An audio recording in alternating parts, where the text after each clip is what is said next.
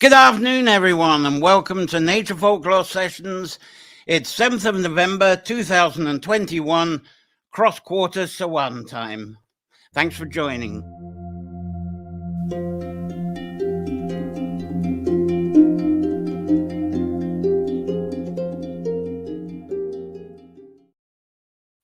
Well, thank you all for joining me. We've just passed the point of cross-quarter time of Samhain, and it's our weekly time of exploring nature-centered folklore, connecting this within your favorite sanctuary space, and expressing your inspired visions from your sanctuary through your poetry, writing, arts, crafts, performance, and problem solving. And this afternoon's theme is the last part of our epic Samhain Origins. This is the 8th part of the series, the final one. And I'm going to be exploring stories and traditions rooted at the Hill of Tara. We didn't finish this off last week and last Sunday, so I'm going to get back to that again with some of the points anyway. So thank you for joining me. As I say, Nature Folklore Sessions today. And we got special guests in the back. We got all kinds of special guests that are in the back room now. And just as I'm starting, computer's starting to play up already. So I'll get back into theme here. I've got a lock on the broadcasting computer, so forgive me for a moment. But we backstage here, we've got special guest Dr. Boria Sax, who's going to be talking about COVID birds, especially crow. It was postponed from our last session and our COVID session that we had a few weeks ago. And other wonderful guests that we've got, and they're piling up in the background there, is we've got Kevin McManus, a video from him, a Leitrim man, if I can get his picture up. I'm sorry, right at the start, the computer here is playing up already. There we are. There's Kevin McManus anyway, a small picture of him, that'll do. And we've got Jessie O'Connor. It's lovely. We got her with an appropriate poem for this time. Jerry O'Donnell, he's in the backstage. He's going to be live and sharing something with us a bit later. Chandler Nichols came on pretty early. Picture of her there, a recent picture, and we got Eileen Monahan as well, which will be finishing us off. Now, as usual, as I say, these Nature Folklore Sessions, they're and still the Crawley Labyrinth Gardens, and still this computer, when it works, is brought to us thanks to the help of you people with your Patreon subscribers, and several of you are here today. And it helps to pay for the subscriptions, as I say, each week. So thank you for your continued support, because I wouldn't be here this afternoon. So let's see who's joined us, who's viewing us this afternoon. Claire's here. Good afternoon, says Claire. Wonderful to see and hear you here. And our lovely Seven Serpents is here through the YouTube, saying hello. And Sherry, of course, is here. We possibly wouldn't have Dr. Boria Sax here if it wasn't for Sherry pushing this along. So thank you very much, Sherry, for all your help with this. So fabulous. We've got some of you here, the early birds, which is fabulous. And anybody who comes on later, of course, they can actually catch up, which a lot of people do in the week now. We get lovely viewing figures in the week, which is thank you very much. Of course, we'd like people live. But anyway, it's cross-quarter today, and I hope I get some space to create a short video for the subscribers, Patreon subscribers. It's been very difficult fitting it all into the 8 weeks. Next week, it'll be 9 weeks, a marathon, but I'll still do some small videos for Patreon people. And I'm going to explain sidereal time, because that's a complicated thing to do in a broadcast. So I'll make a proper video. And it's observing the Earth's tilt along with moon observations, because there is some confusion. What is Samhain? What is Halloween? A lot of people, they're following the Gregorian calendar, as I explained last week. But the Gregorian calendar is 16th century calendar, when these traditions go back thousands of years. Cross-quarter here, I'm going to give you the time when it was, but it was early this morning. There were people around for the early morning sunrise, which in Ireland actually was quite sunny in quite a few places. So that was wonderful. And there were people a few days ago celebrating, it was on the 4th, wasn't it? The dark moon night, the new moon night, which is the beaver moon this month. Those that didn't celebrate the hunter moon last time. So it's quite confusing, but we're just past the point of the cross quarter time, but I'm not going to go into the mathematics of that this week. Just to say, its origins is way back to Babylonian and Persian times. And if it wasn't for them being able to put 3/6 aside and realizing the gaps between the two were equal, that sort of gave a birth to mathematics and the observations of the skies, we wouldn't have had houses built, we wouldn't have had roads, we wouldn't be broadcasting now. So that's the sort of 20-second rush through of why that was important. Anyway, the cross quarter time here is 4:50 a.m. this morning. And to people that are with us from the USA, that would have been 11:50 p.m. over in Eastern, 10:50 Central, 9:50 Mountain, and 8:50 Pacific. Now, the reveling here in Ireland, if I can get back to some photos here, it started off at Talaka, which I talked about in detail last week. And let's see if I can get Talaka here. And that's the viewing, the aerial viewing I showed you. And but more of the people actually congregate on Tara these days because there's not much parking for a start around Talaka. But here there's camping area too, and they can share their cultural beliefs. In fact, the people that were at Tara, I haven't got any pictures because they haven't given permission, but Tara had a fantastic time. There is a fairy tree. People visit a fairy tree at Tara. It's not the original one, but unfortunately, the original one in the last year has pretty much died, which is a real shame. But with hawthorn trees, the fairy trees, they do have little shoots and they do come back again, just like the Glastonbury thorn did. But they had this ceremony, which I'm going to talk about shortly, at the site of the old fairy tree, and then had a bit of a sleep, and then they were up this morning. And you'll see behind me, this is actually the Mound of Hostages. And that's got a sunny view. And that's what they saw this morning. They were there congregating. So they had the ceremony there, more or less putting the old flames out. And this is the new flame coming in to Talaka there. What have I got on I got some pictures to show you here. Yeah, here's, there it is from the outside. And that's the old view of the entrance before they did it up. On the green screen, that's what I got. You go in there and that's where I am. But the people in Tara, they're really interested in catching that cross-quarter sunrise and at the Mound of Hostages this morning. And England gets close to this because a couple of nights ago, they had their 5th of November, which everybody thinks is to celebrate Guy Fawkes not blowing up the Houses of Parliament. So a lot of people today probably say, well, why don't he get on with it? But that actually goes back thousands of years. The Guy Fawkes was just slipped in, and there's this lovely picture of this man with his guy on the top. I won't talk about the guy this time of why there is the guy there, and he's just set fire to his bonfire there.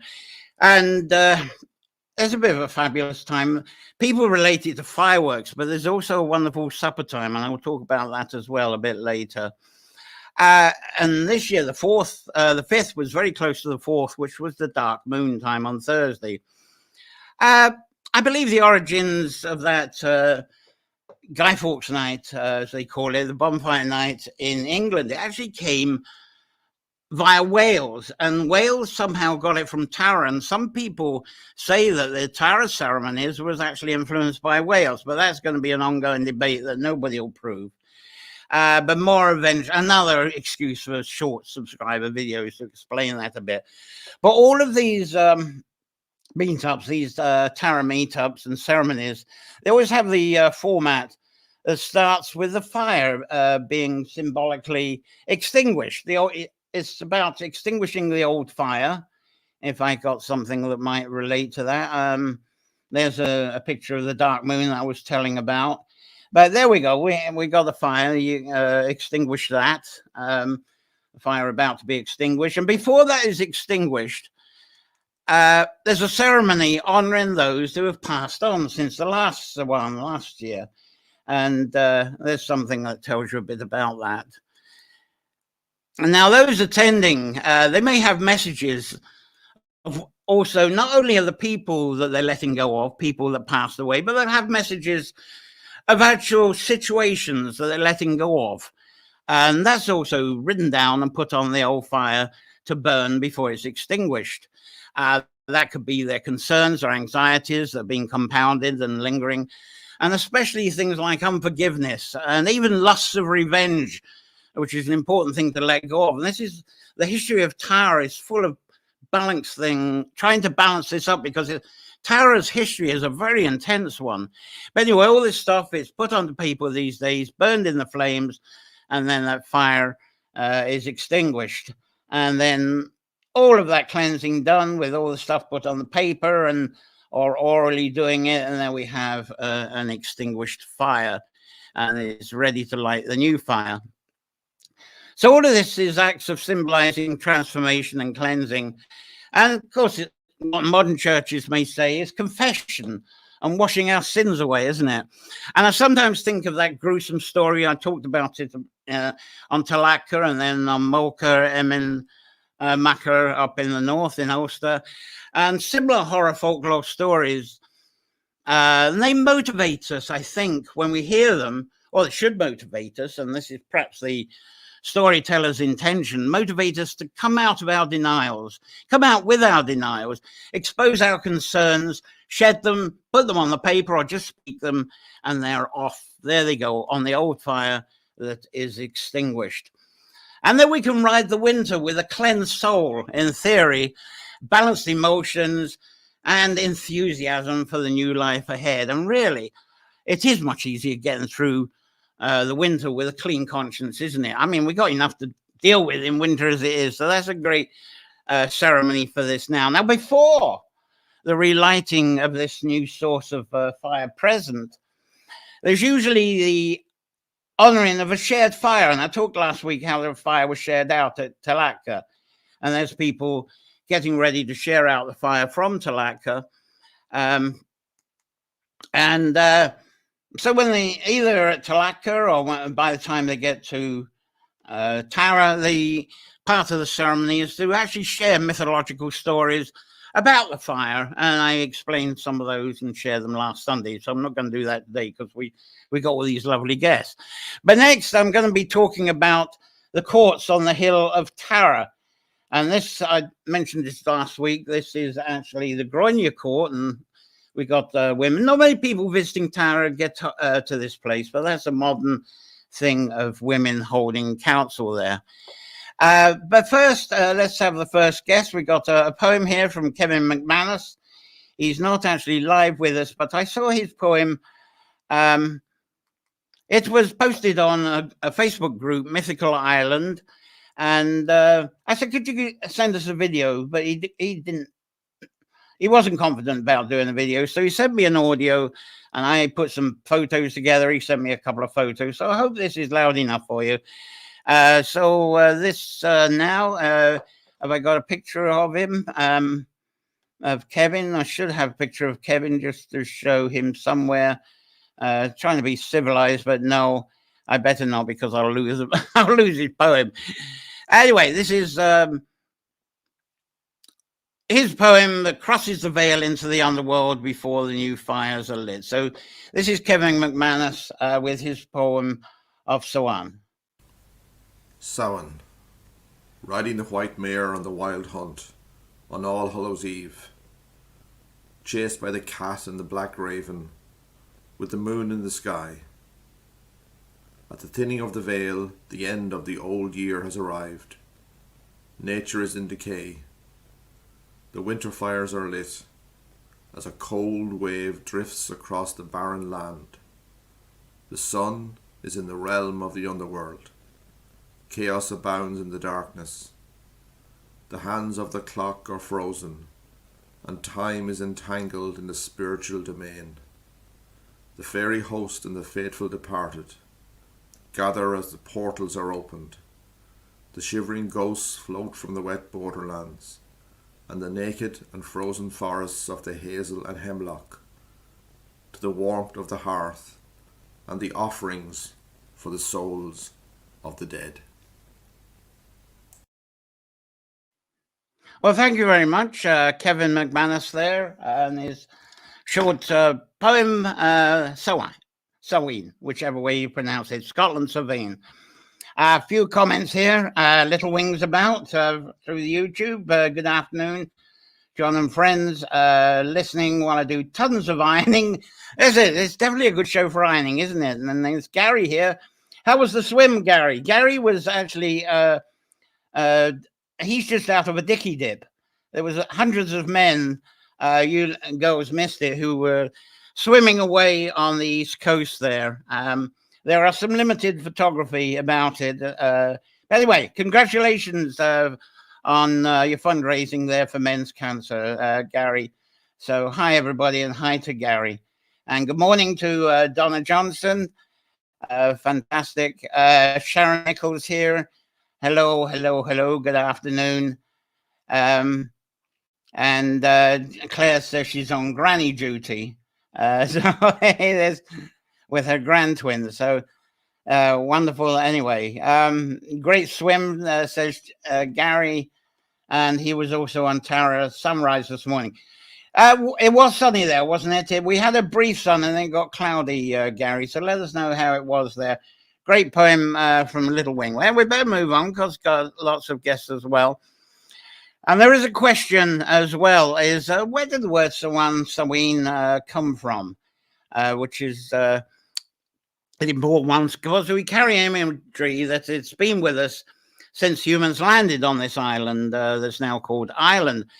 But I think the earliest known reference was actually from some scribing from the 10th century. Tokmak Emir, and he told the story of the wooing of Emer, and I think I showed this last week.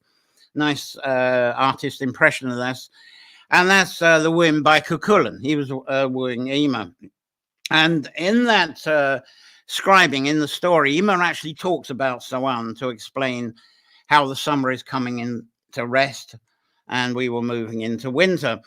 So I'd like to fit that story into the Samhain series, but I don't think I'll do it this year, of course, but maybe that's another short video for subscribers. Got a lot of short Samhain videos for subscribers to do. Huge topic, isn't it?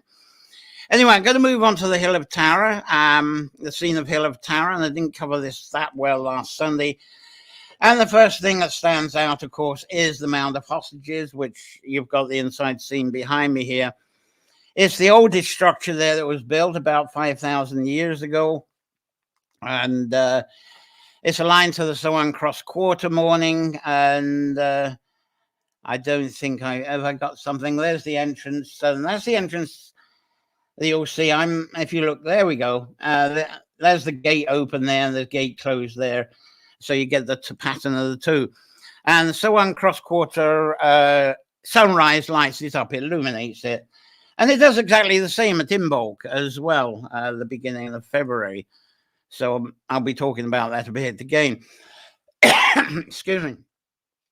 There's a similar phenomena that happens up at Cairnell in Carnbean West in Loch Crew, the Sleeve and the kayak bearer.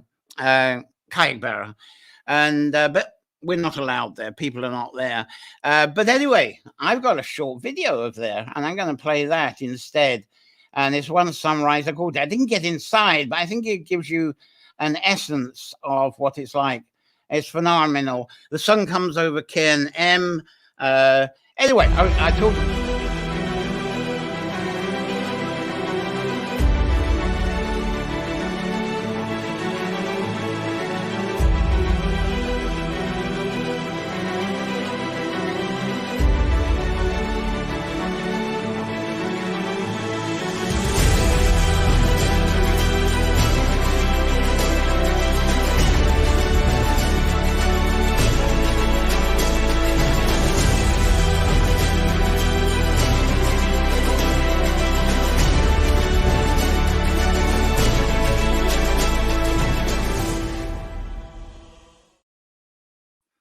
Right, I hope that's somehow explains it a bit.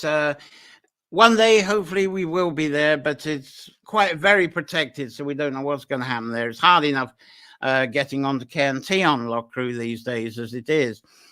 But somehow at Tara, the alignment of the mound of hostages, though it's an ancient place, it seems to have inspired the area to become a space that's expanded as being very important with all the land around it.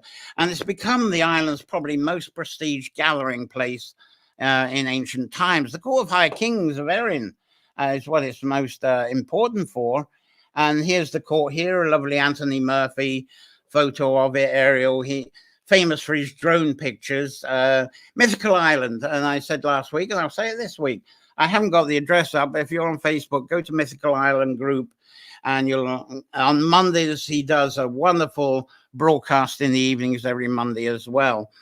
There's many stories. The courts, of course, you can imagine the landed structures around the hill of Tara suggest it was a huge site for the process of post-harvest council meetings, is the best way I think I can put it. And people of position from around Ireland, they would meet at this time to trade, clear their debts, smooth their disagreements. And I talked about the personal approach earlier about writing stuff on the paper and putting it in the fire. It was a bigger deal for them. This was the trading time because the harvests had been done. And this is the time when people could do negotiations, pay debts. It's the first time they had assets and money in their pocket. Well, they didn't have currency, of course, but they could trade. And I covered that last Sunday, so I'll skip most of that. But these council gatherings do seem to make a lot of sense due to what Samhain represents. So I assume coming to Tara was a vital step in what we would say today, closing their books after harvest. And so because anything that's not cleared up during these council meetings, if they can't clear it up, it then has to go off to this court, meet up with the High King, get it sorted out before the flames are doused, before the point of Samhain that we've just had. It's all got to be done before then. And the purpose of that seems to be there was a strong belief, and still a strong belief, that humans are connected together on Earth equally with the other world. We might say the underworld. So everything has to be settled. And this is a point of the veil. The cross-quarter time is regarded as a veil between here and the other world. And it's our chance. If we haven't got everything sorted, then there's going to be disruption in the other world, is the belief. And if there is this disruption, if there aren't settlements, and if it's not achieved by this time, it's believed that the harvest and human health and everything else for the next year is going to be cursed. It's not going to, because we haven't sorted it out. So that's a huge thing. And even tax returns are done before the end of August. So the tradition is still here. So there's all this pressure right now in October. You got the harvest in August, and there's that whole time with the harvest trading, dealing with debts you've perhaps taken on in order to get the harvest. All that stuff's got to be sorted. There's the pressure right now, or there was the pressure to get things right. And I'm going to actually talk a bit later what happens after you get everything right. Anyway, as I'm going to introduce Jessamine O'Connor. She couldn't get in, and I just broke my glasses. Let's hope they stay in. Jessamine, she's got a book, Silver Spoon. There's a picture of it. And this is a poem from Silver Spoon that's very sort of appropriate for this time. I say sorry if I'm rushing because it is a lot of show today. So here's Jessamine O'Connor, and I can't remember what the poem's called. She does introduce it, so apologies for that. Jessamine O'Connor, she's been on before, and there she is. This poem is called Killini, and I wrote it for an exhibition of photographs by Tommy Weir a year or so ago. And his photographs he took at night walking around the various unmarked burial grounds where unbaptized babies and other people were buried in Ireland over the years. And so his exhibition were these enormous black and white photographs that were deliberately put on the walls at the height of your chest. And I'm writing really about both things, the exhibition and the Killini themselves. Killini. These Killini are at chest height, so we can open our arms, widen our eyes, inhale this moonlit grief, feel the spade in our hands, see it slice through the earth. Lift the weight of that hole, hold it, bend down, kneel, and place the child alone into the opened ground. Breathe deep what that means. Listen, the Killini are singing directly to your heart.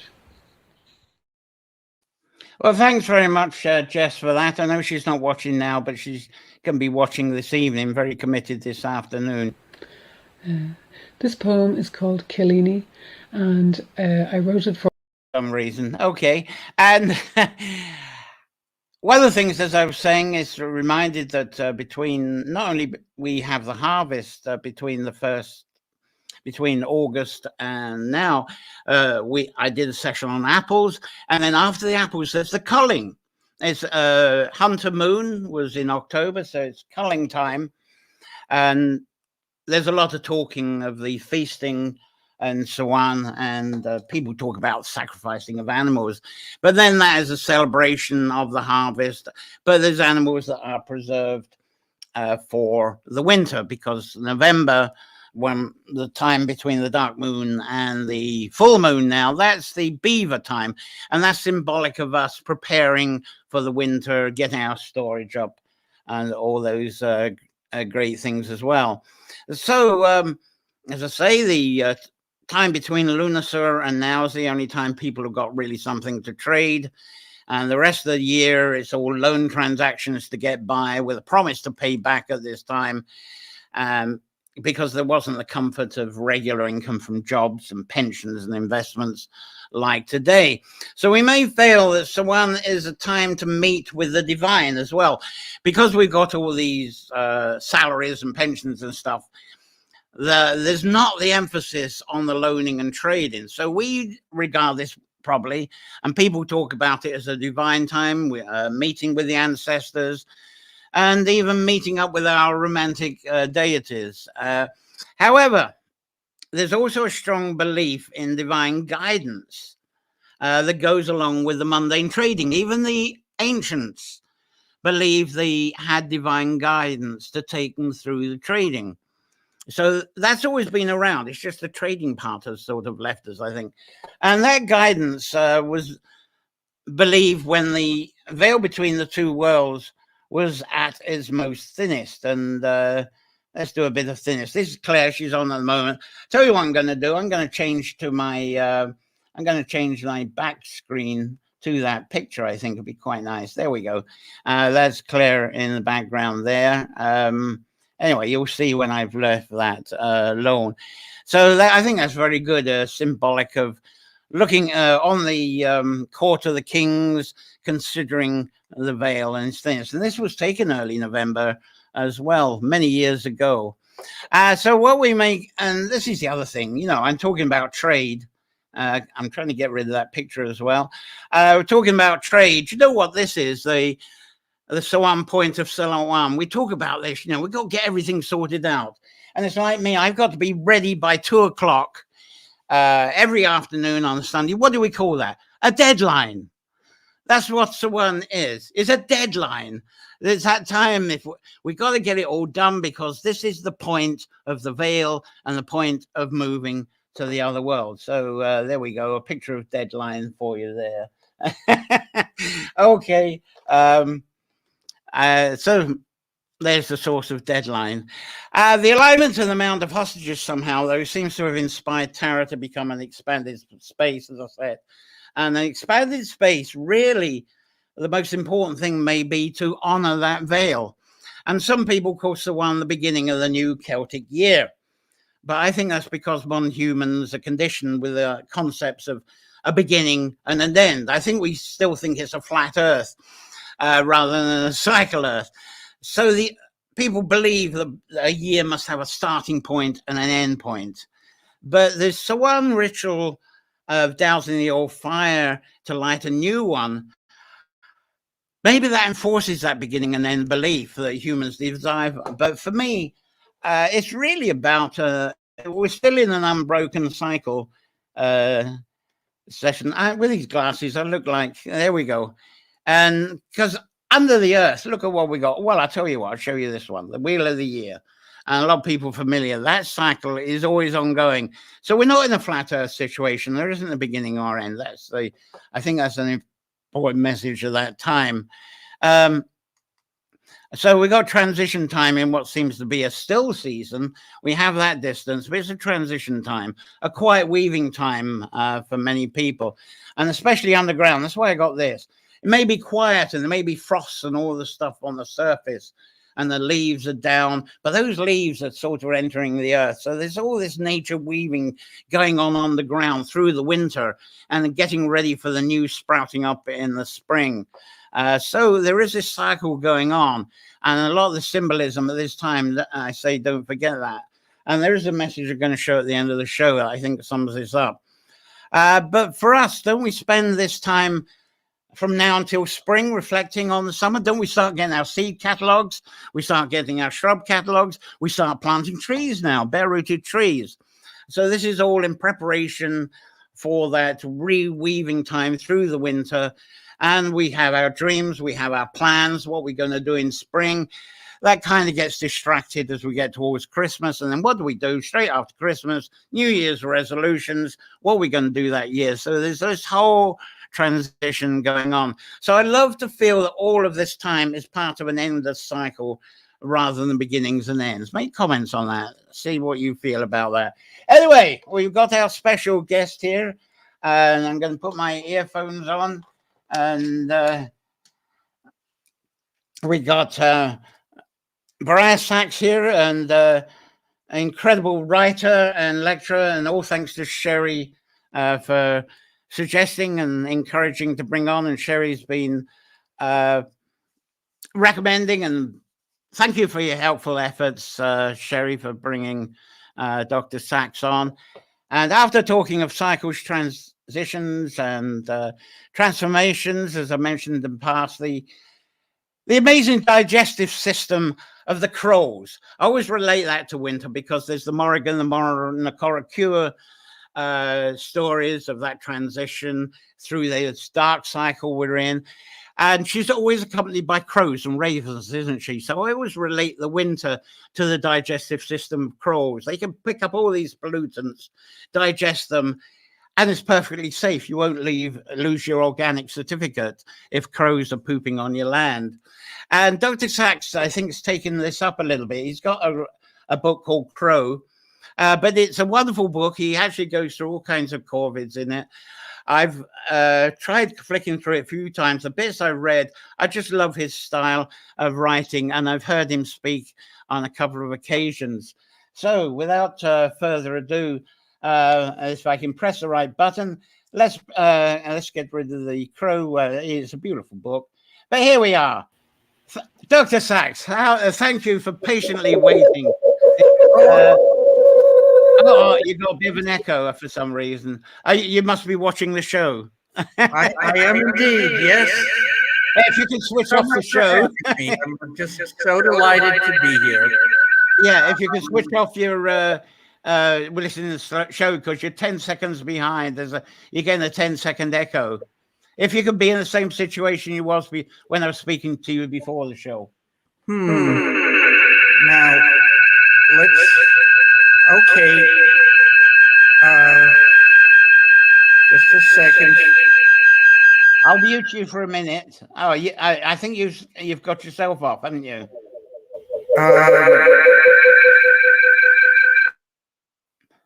Spooky. Yeah, you have to actually turn off. It takes a few seconds. Are you switched off? No. What do I need to switch off? Can you hear me now? Yes, but you got to switch off. If you're watching the broadcast on another device, you got to turn that off. Oh, okay. There we go. It looks like Dr. Sax will be coming back in a minute. Sorry about that. We'll catch him all, and I'll just carry on for the moment whilst we're waiting for him. Anyway, another site that's ongoing mystery to me is the Banqueting Hall, and this is on Tara as well. Trying to get my pictures of the Banqueting Hall. That's the Banqueting Hall there at Tara. Great picture, wonderful long cursor with banks up each side. And it has gaps inside the bank, and let's get some pictures on that. This is a sort of a close-up on a frosty morning, and this was one morning, which is jumping backwards and forwards. The story is that after the trade deals, the debts, the disputes and legislation, all that been sorted out, the deadline, as I talked about for Samhain, that I was told that there was a huge feast here with all that culling that's been going on. And so all the chieftains from around the country, the bards, maybe they're druids, the wise men, the whole group of people, we give them all kinds of descriptions today. And we really imagine on that quite a bit, don't we? So, as I say, there's this huge feast, and some stories say that this feast in the Banqueting Hall, it wasn't every year. Maybe there was a season that it was, but they say it was every 3 years, the triennial feast. And it said that it was inspired and organized as an island event from Cormac MacArthur, which was he was born just 3 kilometers, a couple of miles from where I live here, about 200 AD.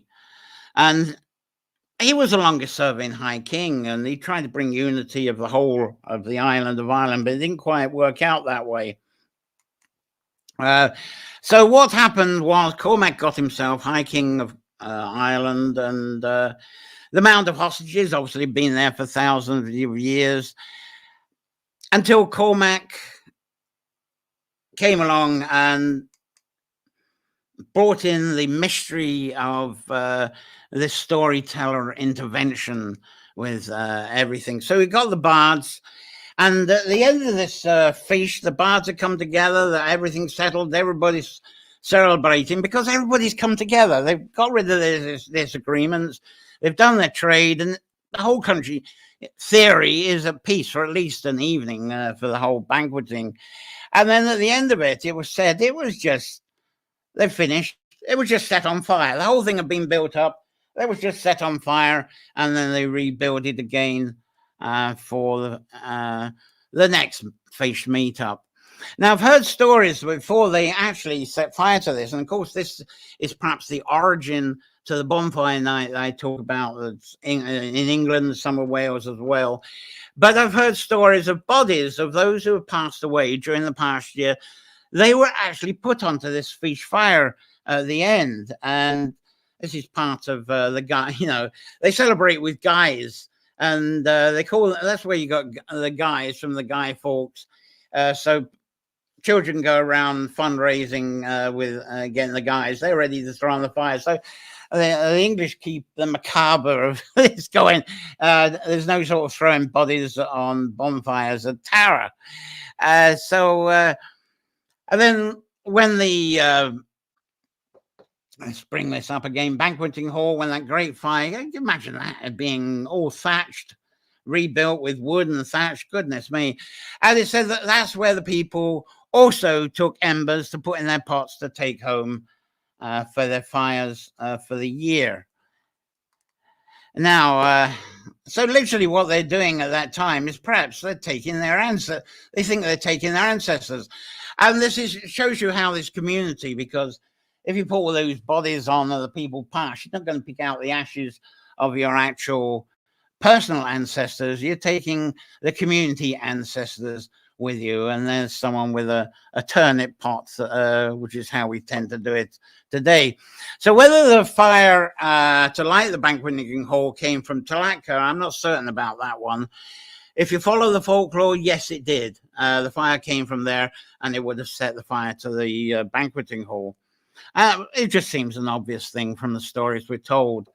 So Dr. Sax hasn't come back yet, so I'm going to bring on another guest. We got Jerry Donlan. I was really looking forward to Dr. Sax. I hope he finds a way of coming back. Hello, Jerry. I'm going to put my headphones on back again because I wasn't hearing what the hell I was saying.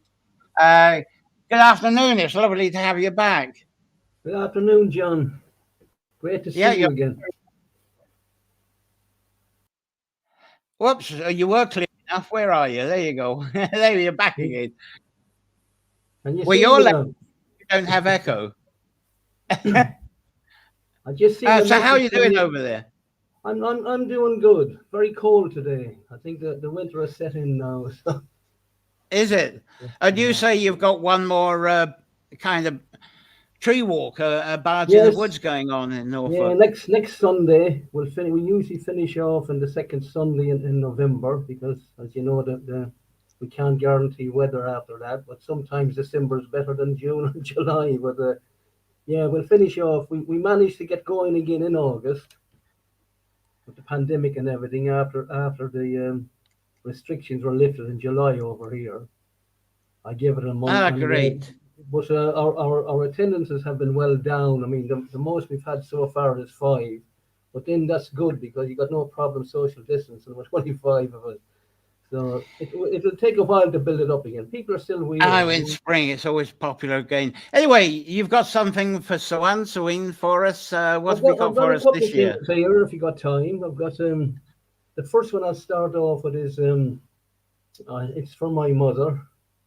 It's a very sad time of the year for us. My mother died on the 28th of October back in 1957. I just turned 4 years old, and my youngest sister was only 6 months old at the time. So it's a very sad time for us all. So I wrote this a few years back. I call it Samhain Nights. Oh, to walk together, mother, through the peat and heather grand. Summer days will be forever. You take me gently by my hand. It's long since you departed, mother, on your journey to heaven's door, and I have waited for you to come back since I was just a boy of 4. Now into my hair has entered winter, and since my body has let it be, I crave a glimpse of you, my mother, just a glimpse, a storm of cream. Although it's little that I remember of your brief time on this earth, I do recall the tender kisses from the angel who gave me birth. So many years of tears and mourning, so many days of prayers I do. For you, my mother, I am grieving, so Samhain nights I seek for you. Is it your spirit that will come to meet me, or your soul, if they are not one? When mists of mystery lift and you greet me, all my fears will be undone. Oh, to see you once more, mother, be you a shadow or spirit or soul, then the love for you my heart has harbored finally will reach its goal. For you that are still with your mother, treat her with great love and care, though she will always be your mother. Alas, one day she won't be there. But that was my first one, John. That's great. Yeah, bring us the other one then. That'd be great. And do you want a light-hearted one or a sort of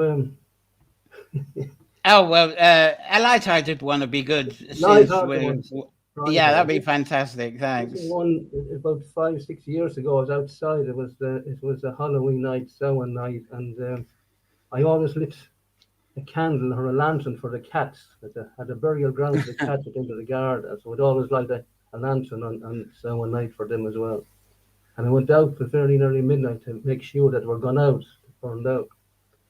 And it was a night, it was one of those coincidences. It was a full moon as well, which is amazing. And as I walked back to the house, I saw the moon glistening through the apple tree. So I wrote this. It's called Samhain Moon. I watched the moon through an apple tree. It was Samhain night and all the spirits were free. Little did I know what was in store for me the night I watched the moon through the apple tree. The moon was full and not a cloud in the sky, and the planets seemed to wink as it trundled on by. I strained my eyes and Uranus I did see the night I watched the moon through the apple tree. Through the leaves of the tree the moon did shine. Those moonbeams were so fair and fine, and I wondered if the beams would ever break free. The night I watched the moon through the apple tree. Then a shadow passed over the apple tree, and a strange odd feeling came over me. I held my breath, but the shadow did not flee. The night I watched the moon through the apple tree. A darkly shadow flitted round and round, and my two legs were stuck to the ground, when I saw two beady eyes peering at me. The night I watched the moon through the apple tree. I opened my mouth, but I could not speak. All I could utter was a tiny squeak, when all of a sudden it was in front of me. The night I watched the moon through the apple tree. A fine strapping witch was straddling a broom, and then I thought I'd met my doom, when from beneath her pointed hat she leered at me. The night I watched the moon through the apple tree.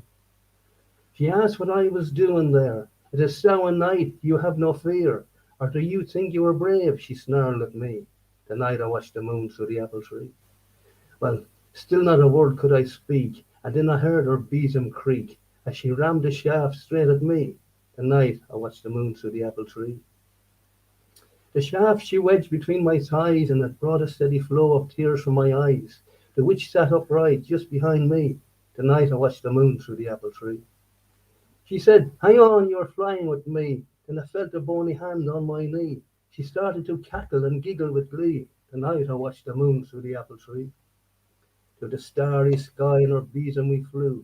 How far we ventured, well I never knew, 'cause my eyes were tight closed and I could not see. The night I watched the moon through the apple tree. Face to face now on the bosom we sat. Me bareheaded, she wearing a pointed hat.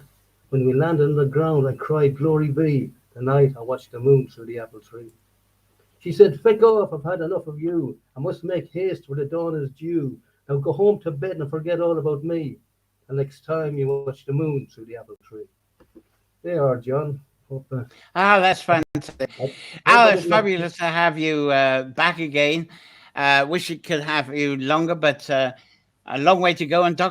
is back. Luckily, wonderful. I think we haven't got an echo from him. So thanks again. We'll get you back for more poetry stuff, and good luck and have fun next Sunday. And I hope you get a great turnout with gloves and mitts and hats and the rest of it. And snowballs. All the best here. Thanks very much there, Jerry. Thank you. Thanks to Jerry Donnellan there. And we got that Dr. Sax back in a moment, but I haven't seen what you've been saying. Lovely poems, Jerry, Eileen Monahan saying there, and Sharon Nichols. Beautiful words, Jerry. Thanks for sharing there. Edward Duran with us. We'll get him back on with a poem one day soon. Cursus, not a banqueting hall, processional area for ceremony. Normally that's the argument. There's a lot of people that will say on Tara, that's what it is. But there are these stories lingering around about the Tara and the banqueting hall, Newgrange and anyway, there's Edward correcting us on the archaeology there. Thank you, Edward, for the contribution. That's the sort of stuff we like to see here. And there's Donna Johnson. I'm enjoying the cool sound effects. I wish I knew how to get those for some of my Zoom calls. Very good, Donna. Thank you for that. And then fabulous picture from Sharon and Eileen. Very mooning by Jessica. And I just broke my glasses. Yes, I know. I'm looking like a Martin Turner cartoon of our fabulous green minister or other people. Right. Anyway, what we got? We got Sawan is a word could originate connected to the harvest when the waning. Wait, Dowsed. I was just saying where it came in scribing. That was when people perhaps started using it. Obviously, in the oral sphere. For thousands of years is what I was trying to point out, but that was the first scribing. It wasn't in the early scribing. I suppose what I was trying to point out, Columkill really got the scribing industry going, though it was around before the stories of Bridget and even Patrick, but Columkill really got the ball rolling, but it took until the 10th century before it arrived. It seemed, rather than a bulk of the mythology arrived 7th, 8th, 9th century in the scribing. But it's curious why it took until the 10th century to actually get into some work. There probably was stuff and it was buried or destroyed. It's just a bit of a mystery. Anyway, we've got it and we'll take it for what it is. Eileen loves the storytelling. And Claire, they keep you on your toes with the twins there. And there was brief sun at Tara, according to Gary there. And the mound of hostages, he says, did get illuminated, as I was showing before.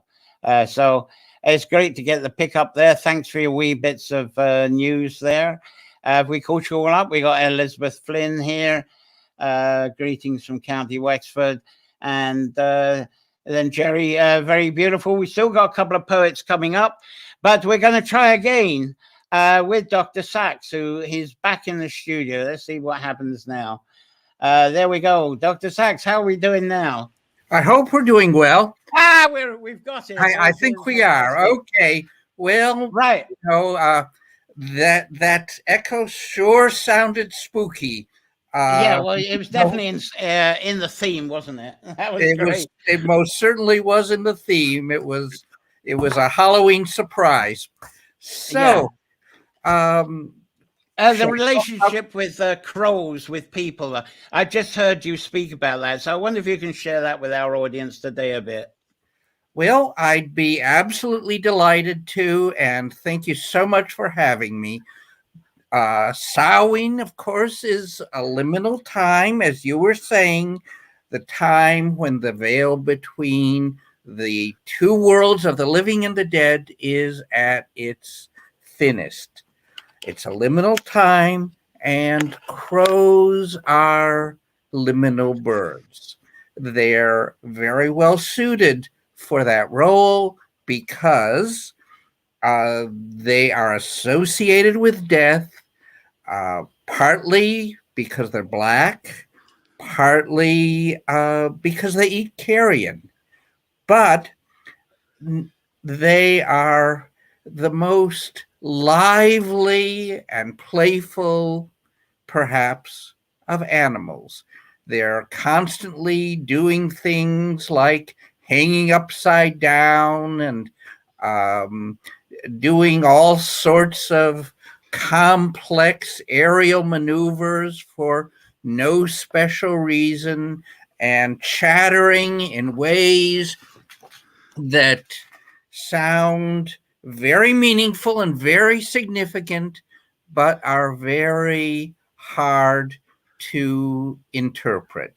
And so, they're very appropriate to the time. There's an Irish saying, there's never a hill without a crow. And, that is also very appropriate.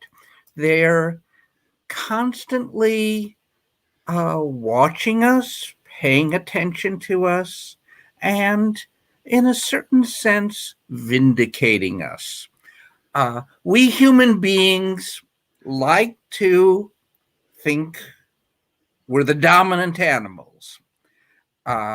Sometimes we might feel proud of that. Sometimes we feel guilty about that. But whether we feel proud or guilty, that's something that people say all the time. But none of, or very few of the other animals recognize that. Maybe our dogs agree that we're dominant. I don't know. But for most other living things, not only are we not dominant, but we're not really even interesting.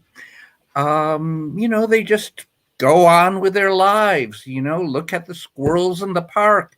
They're not concerned about human beings, or if they are, it's in a very narrowly pragmatic way.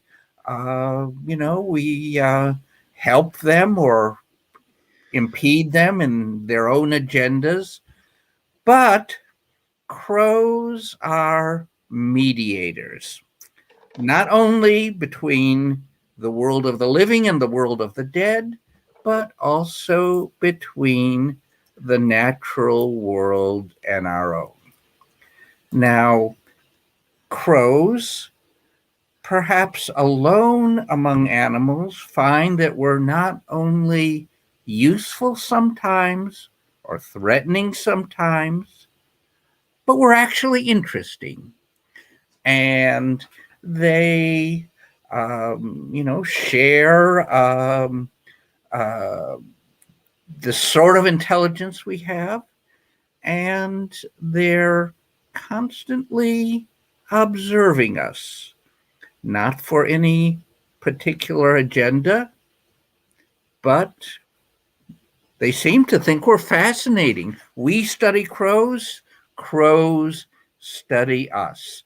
If you look up at the telephone lines, and there are a few crows perched on them, and they're looking down at us and observing us and occasionally calling to us to see what happens. And, in Japan, as you may know, they've learned to manipulate and understand the street lights.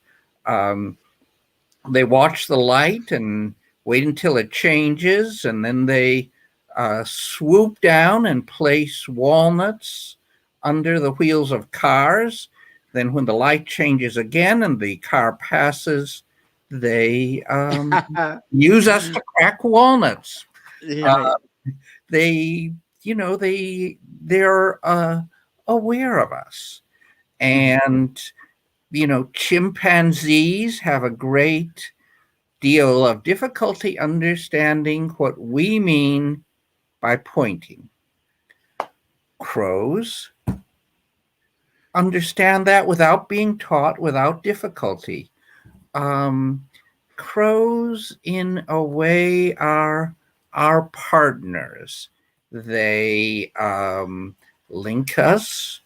They link our human world with the natural world, just as they seem to link the world of the living with the world of the dead.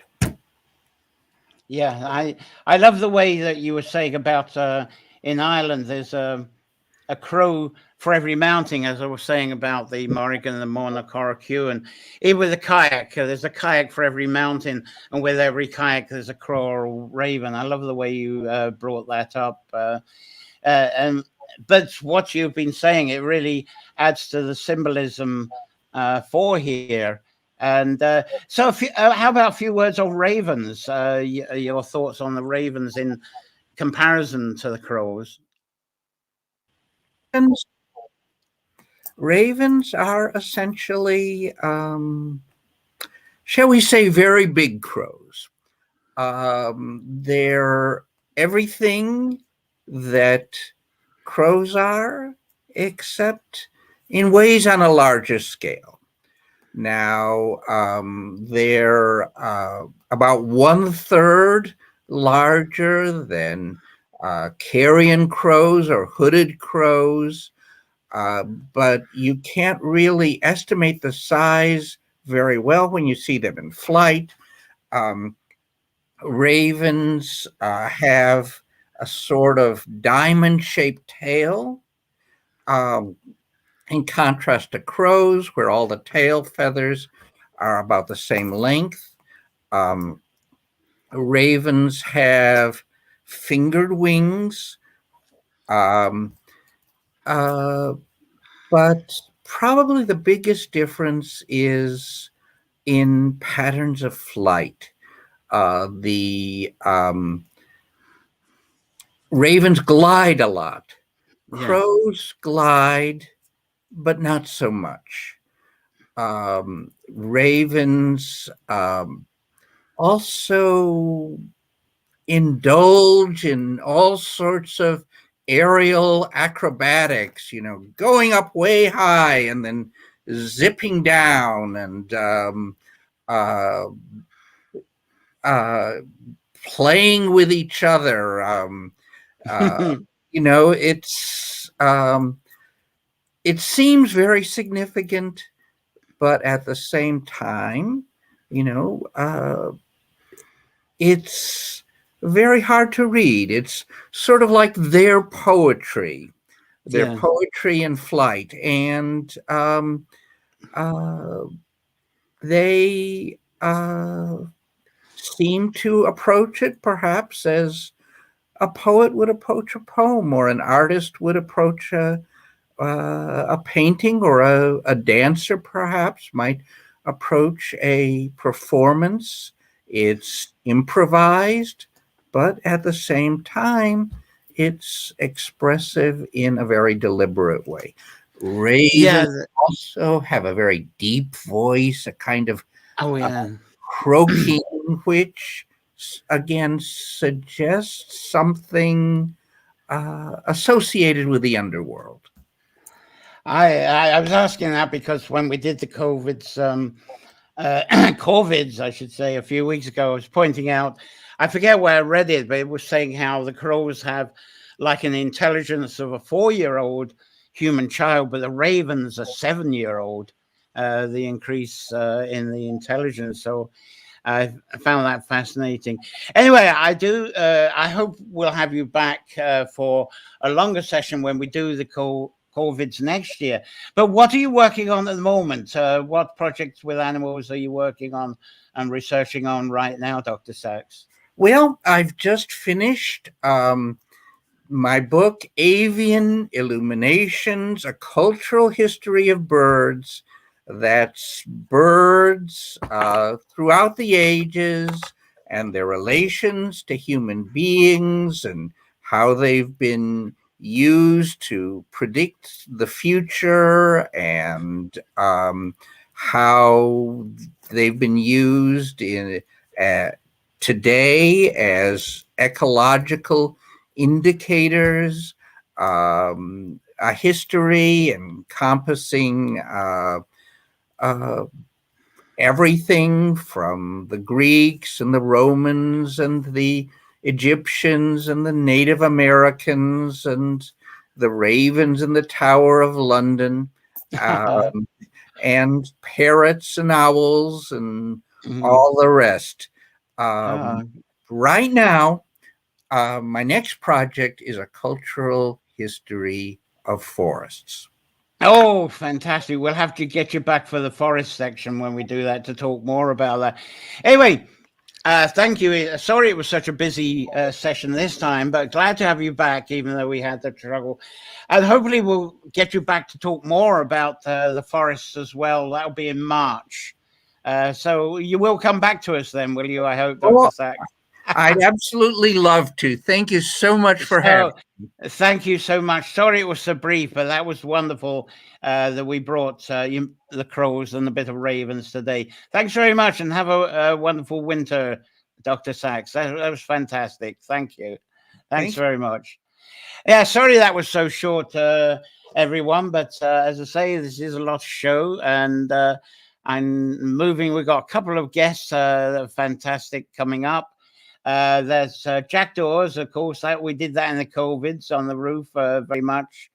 Donna Johnson, ravens and crows are amazing, both here, and love them.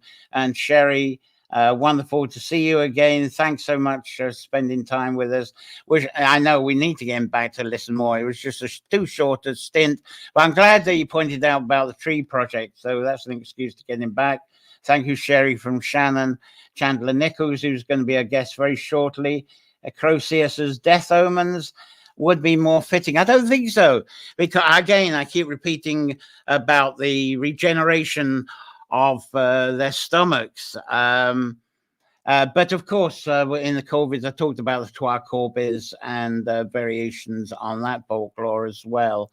And then Sherry has put the link up. Very good. Thank you very much for that. Anyway, I'm going to move on very quickly here so we can get our guests in and not run too much into overtime.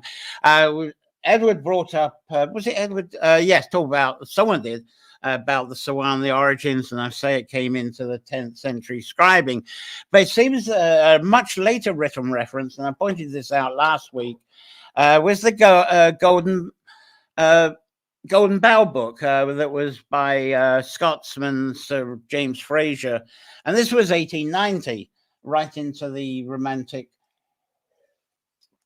Celtic romance season. So that really got people talking about Samhain and making the Celtic romance and meeting and talk about it. So that's where a lot of people brought it in.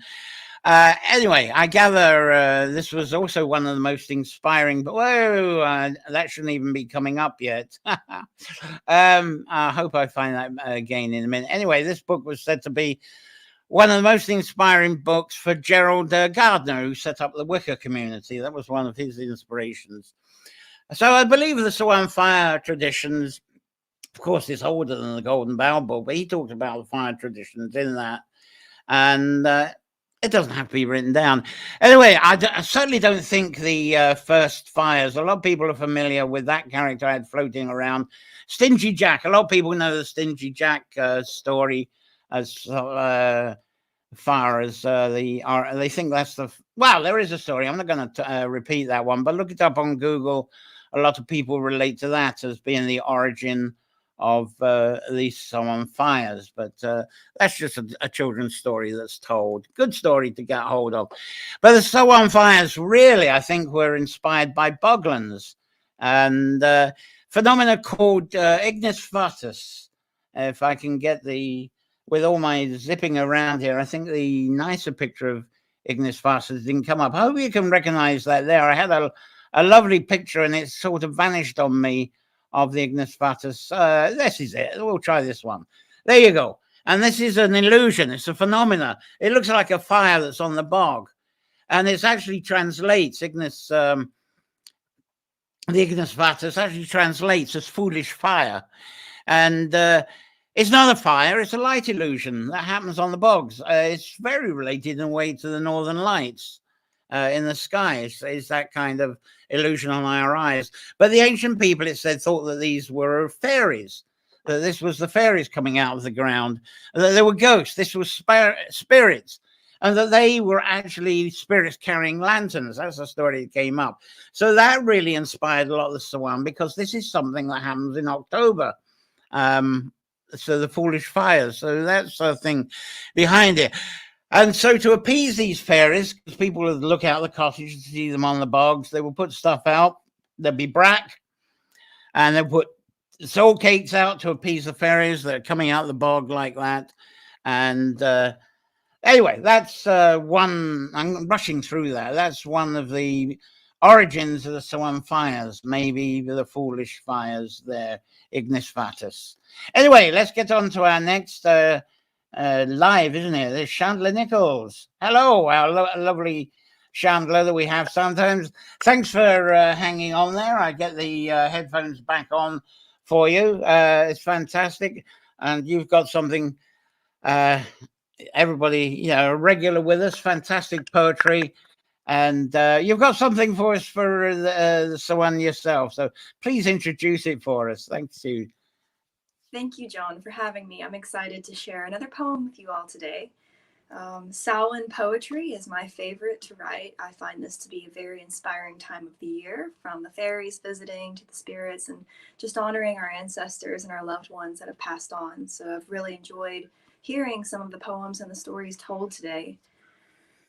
So the poem I'm going to share with you is my most recent Samhain poem, and it is called Samhain Vision. Stood I within a cottage old, where the rain water leaked in through the frosted panes, that overlooked below a trickling stream, sourced from an unknown spring, bubbling up from the shadowy womb of the earth, the tomb of the dead, and where 1,000 stories were once told. A mist billowed in, boiling like a storm, or the brewing concoction of an All Hallows Eve cauldron, blanketing the stream in false winter, hiding the warm colors in white. And lo, such a fright! A hound of the same color in my vision roamed, my own visage pale. The veil had broken, for what earthly hound would have eyes and ears of red? My soul suffocated with awe and dread, as he passed above the trickling water, warning me not to come any closer, not to open those glistening windows, yet not to turn my back and run. Then behind him paraded a people fair, wearing robes of white and long flowing hair. Otherworldly they moved, drifting carelessly through the air. Were they my ancestors, or two a day? Perhaps they were telling me I was a descendant of the Fae. Never once did they acknowledge me until an old man appeared, garbed in colors wan. Through the window he wafted more delicately than a spider's dew-sunken web in a breeze. Only once he bowed, then rejoined his clan. Mine eyes then beheld the next spectral visitor, a young man, with the antlers of a stag, the grace of the wren, and the heart of a poet. Though in a line he disappeared again. And last, before the spirits faded away, a boy materialized in a crystal miasma through the panes, and handed me a sacred cane that grew a sweet red apple and soft white blooms. His eyes told me, come away. I was tempted to forego my stay, to travel with them and their ghostly hound. Yet I turned around and returned the wand, bidding him safe travels back to the beyond. Stood I still in that cottage old, beholding those magical beings disappear with the moon's setting and the sun's rising, leaving nothing more than a puff of mist, a scowl from the hound, and a blessing of the ancestors on Samhain. Ah, lovely. Thanks very much for sharing that, and thanks for your patience. And that book, it's getting thicker. Have you got it always looks thicker. Have you got a book coming out very soon? It looks like you got enough for a library there. Oh dear. Well, I certainly have enough poems filling up this book. I've not looked into the editing phase quite yet. Been quite busy. Oh, that's a pain in the butt anyway, but we all have to do it at some point. I look forward to that. So, yeah, thanks. Thank you so much for sharing that with. Again, I wish I had more time, but when we have guests, it gets piled on, which is absolutely beautiful. So, thank you for your presence and the poem. Thanks very much, Chandler. Thanks. We'll see you again soon. Thanks. Thank you. Chandler Nichols, a lovely regular that we have. We've still got one more guest to go, and we've got some comments from you that I haven't seen yet with my sort of half glasses here. Thank you, Chandler, says Sharon. And there's a Eileen Nichols down, and Edward's loving that as well. And interest here, Eileen loved Dr. Sax's work there. And Edward continuing about the Banqueting Hall. It might have been at one stage, but it is misleading. One thing as well, of course, with these ancient sites, and glad you pointed that up again, Edward, it's change of use. You know, we're talking about thousands of years. These sites, they were made. It doesn't mean they were kept up with that purpose for thousands of years. You only have to go back to the 19th century, where the Church of Island churches were put up on these sacred sites that people call that, where there would have been other sites before then. And how many of them, they were built 19th century, how many of them have become theaters, restaurants? And we're talking about just 100 to 200 years. Imagine if that happens in 100, 200 years, you've got these structures, how many times the purpose of use? So you would have got ceremonies, maybe there was a fire. And it depends on the High King. It depends on the politics of the time. But there are these stories that linger, both of ceremonies and of the Banqueting Hall. So I feel they both could happen, but at different ages. And I think that's when we talk about the tombs, you know, the cairns, stone cairns. Maybe they were not all tombs at the time, but they were built for different purposes, alignments, and even First Harvest. I was talking about how they were star circles. People were doing the observations, but because they were convenient for the observations for the year, and they were a circle. You could put a pole in the middle, and they became threshing circles. So the change of use is a fascination, and I hope there's more literature on the way of that. Now, I was hoping I would have time to talk about more of the Welsh story as well, because of fascinating things that come up of that. Because there's some lovely characters, they do things differently and so on. But there's some great characters. You've got the Laddie Wen, the ghost girlie, the guy, and you got this wonderful character that I can never get the pronunciation. I hope you can see it there. The Hushtu Gita. I hope I pronounced that right, Welsh people. The Hushtu Gita. This is the spelling. You might be able to correct me on that one. And there it is in the Laddie Wen.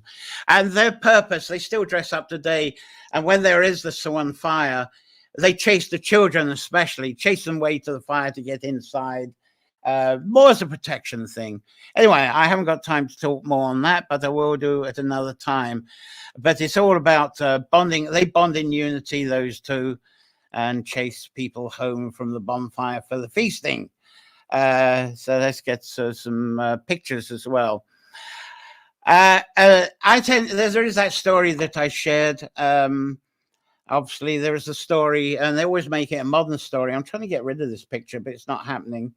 Of the story I've been saying about the cow that ran into Ornagot Cave and came out of the cave of Caish, and the woman holding onto the cow's tail.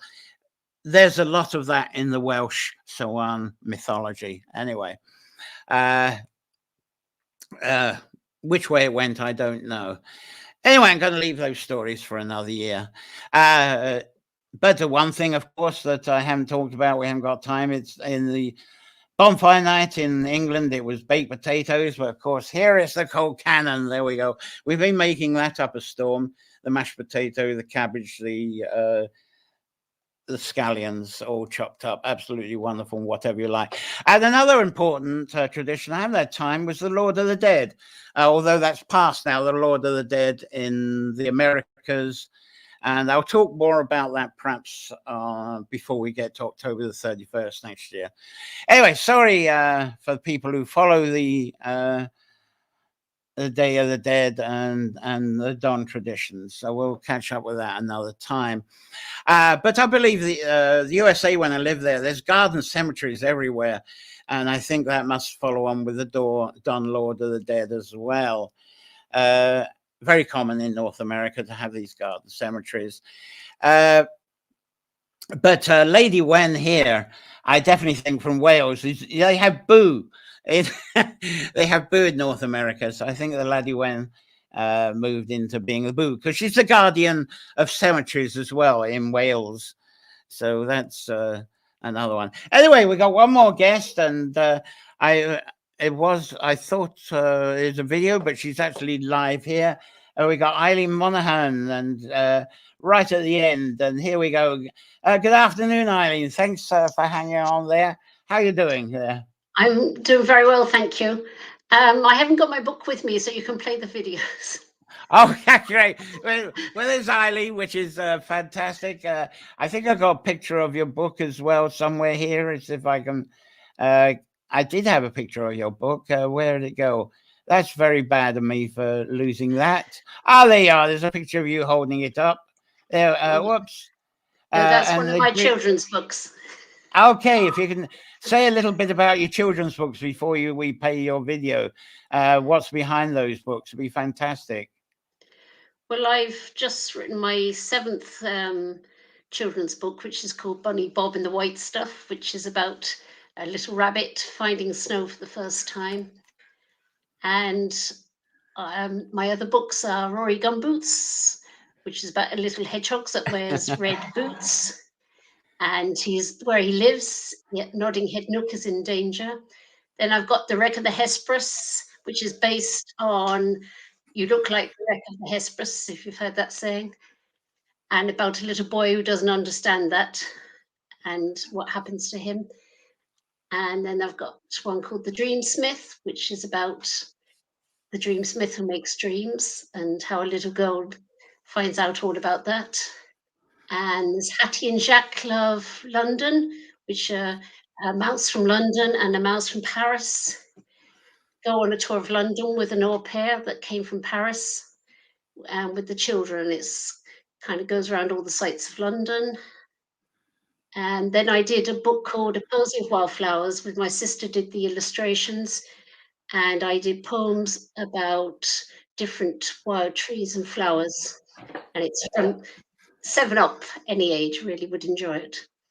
So I Okay, think, and there if was you can one put more. some. Francis Darwin Investigates is a mystery story about dog napping. Okay. Oh, now if you could put links in the comments of how to get to those stories, that'd be wonderful. Right.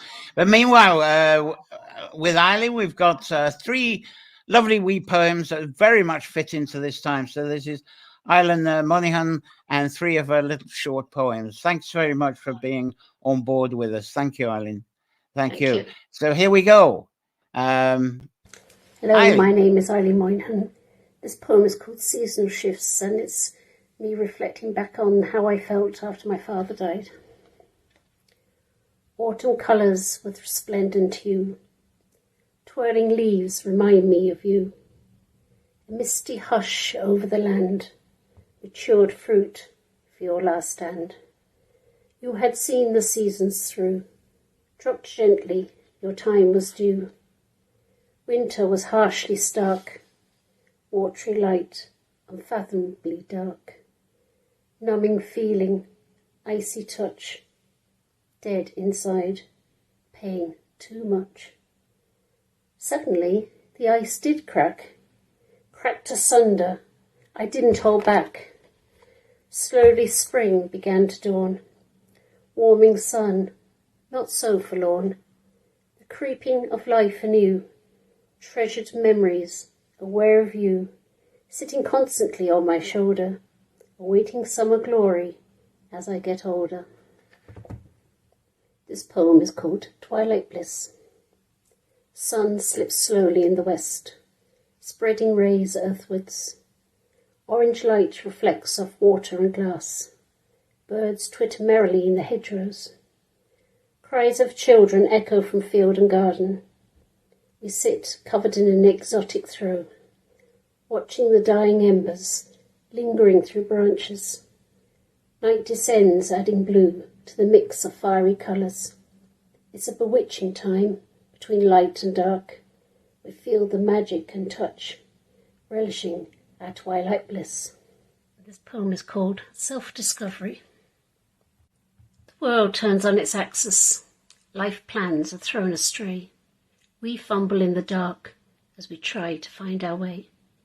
We reach for the familiar. We grasp as things drift by, the things we know we are, but are left high and dry. We must rewrite the map, plan a different route, start a brand new journey, see what does compute, seek our destination, listen to our soul, to find our natural being, discover our true goal. Thank you, Eileen. Eileen Monahan there with 3 short poems. Thank you for holding on. Beautiful there. And Edward Duran was a nice one. Chandler.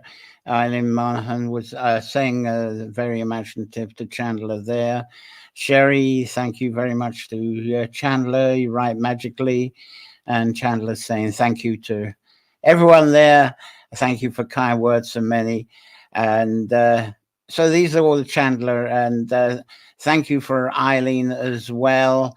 Hello, Eileen, here from Little Wing. I'll be sure to check out your books. My nieces and nephews love a good bedtime story. And Sherry says, thank you so much for bringing these amazing, talented and brilliant guests. Thank you. It's been fun. It's gone well into overtime again, but I'm really closing the books on the Samhain today. So because we're going on to a new chapter next week, and I'll talk about that in a minute. Thank you, Eileen. Lovely from Shannon. The one thing about now to conclude, and if I can, I did have a picture on this year, and I think this is a very important conclusion, is to be reminded that Samhain a lot of people, they remember the dead, and I was talking about beginnings and endings. To me, it's transition time, a time to remember that our dead, certainly, but perhaps to let go of mourning them, let go of the hurt of that, and to embrace the spirits, embrace the memory, because the memory is with us forever. And I know with myself, the people have passed. I'm sure everybody will think this as well. It's amazing how much we do in our lives is inspired by the memory of those who have passed on. They're still there. They're still our guides. They're still our mentors. And I think this is a wonderful time to cross that veil and appreciate that guiding, the spirit that's with us. And that, I hope that has been a thing that's come across from time to time in this sort of 8-part series in a way, especially the last couple of weeks, especially in this one time, Dark Moon, the Halloween, and now. So anyway, that will conclude with the so on. Now we're going into the bardic stuff, because next week we're doing native poetry. We've got a few guests already lined up. It's going to be the doodling. How do you doodle? Native poetry. How do you come up with these ideas? What's the first step? Because poetry, you don't have to have an amazing poem in front of you. Just do a few doodles, do your journaling. So this is the stuff going to be covering next week. And this simply gets into your memories. And it really ties in with stuff we're talking about with the Sawan. The memories, the motivations, the visions, the prophecy of now, on all these things, and you doodle them down. They come out as drawings, and they come out as stuff that you write down. They come out as the poems, like what Chandler was doing. So this is what we're covering next week. And that's the 14th, isn't it? And then on the 21st, we got Claire back and myself. And this is going to be an introduction to the next step, the transition from those initial ideas and going through the whole bardic folklore, even with the likes of Columkille and those ancient scribes.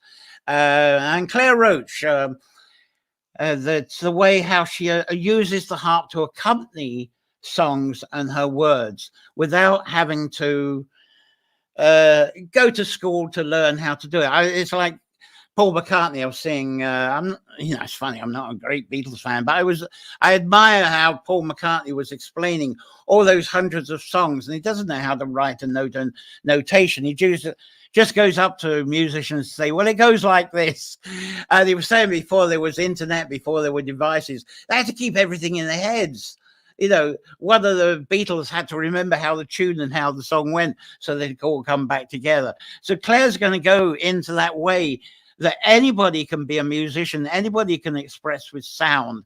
So this is what these next 3 weeks are about, is anybody can do this from your sanctuary space, which is the foundation of what we do here on a Sunday afternoon. That's the root message of it all. And that's 21st of November with Claire. And then the 28th, we do get on to the scribing, the Ogham, using Ogham as prompts. A lot of people...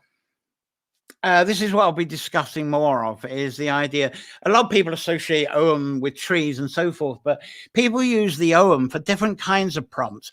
They didn't write complete sentences with them, even when it was put into scribing in the 9th century onwards, when they went from the vertical to the horizontal, that it was used as prompting. So I'm going to be talking about that in the relationship to prompting and how to use prompting yourself, and maybe use Ogham as a tool. So it's going to be barding, and even Columkille's early starts. That'll be on the 28th. So we've got 3 weeks of barding coming up. So thank you very much for being a wonderful audience and staying on, and applause to our amazing guests. We had Kevin McManus, who a long time ago, Jessamine O'Connor, Jerry Donlan, Chandler Nichols, Eileen Monahan at the end, and of course our special guest that we finally got in great clarity, Dr. Boria Sax. Thank you, sir, for doing what you did. And those of you watching later, I do return to answer your comments, so I'm checking up. Subscribe to the bells. I know they're on YouTube as well. And it's been so... this has been amazing. So enjoy a safe week. make sure it's full of wonder, inspirations on all those new things from Samhain, from your new fire, the new inspirations, and the new things you're weaving through the winter. And as I say, 3 weeks of barding now as a way of a medium for expressing all that. So enjoy a wonderful week. So until next Sunday, do play well. And keep well. That's all I've got today. So thank you so much for all of you, the guests, and you as the audience, and all your comments. So bye. We'll see you all again very soon. Bye-bye.